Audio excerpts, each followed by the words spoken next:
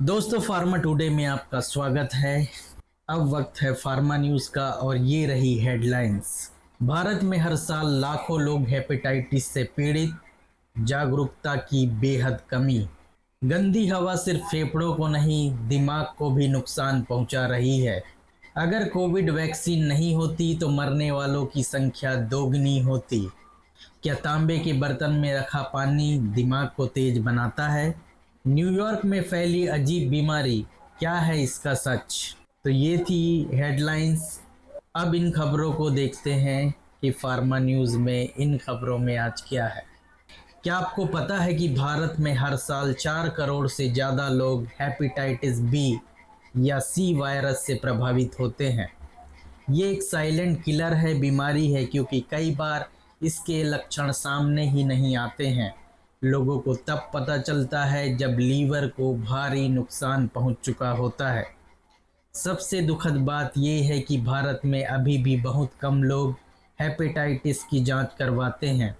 Doctor बताते हैं कि खासकर गर्भवती महिलाओं और बच्चों और हाई रिस्क पेशेंट के लिए यह बीमारी जानलेवा हो सकती है। अगर समय पर टीकाकरण और जांच हो जाए तो इससे बचाव 100% संभव है। ज़रूरत है तो केवल जानकारी और पहल की। अब दूसरी खबर, वायु प्रदूषण और डिमेंशिया का क्या रिश्ता है?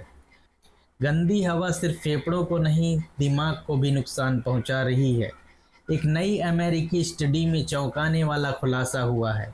लगातार वायु प्रदूषण में रहने से याददाश्त कमज़ोर होने की बीमारी यानी डिमेंशिया का खतरा 15% तक बढ़ जाता है। जी हाँ, अगर आप ऐसी जगह रहते हैं जहाँ गाड़ियाँ, धुआं, इंडस्ट्रियल एरिया और कूड़े को जलाना रोज़मर्रा की बात है, तो आपका दिमाग भी धीरे धीरे प्रभावित हो रहा है। विशेषज्ञों का मानना है कि माइक्रो पार्टिकल्स हमारे नाक और खून के जरिए दिमाग तक पहुंच जाते हैं, जिससे दिमाग की नसों में सूजन और कोशिकाओं को नुकसान पहुंचता है। इसका सबसे ज़्यादा असर बुजुर्गों और छोटे बच्चों पर पड़ता है। तो अब यह केवल फेफड़ों या हार्ट की नहीं, मस्तिष्क की सेहत की भी बात है। इसलिए प्रदूषण को हल्के में ना लें। कोविड वैक्सीन ने बचाई 2.5 करोड़ जानें। अगर कोविड वैक्सीन नहीं होती तो मरने वालों की संख्या दोगुनी होती।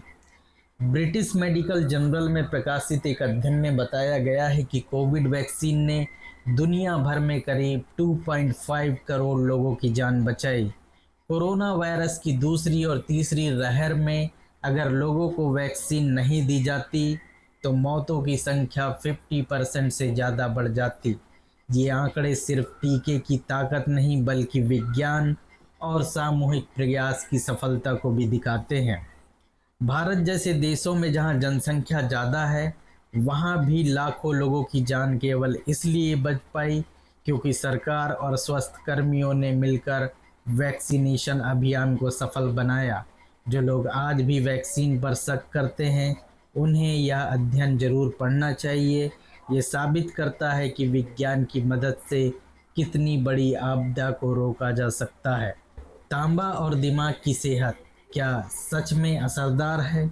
क्या तांबे के बर्तन में रखा पानी दिमाग को तेज बनाता है?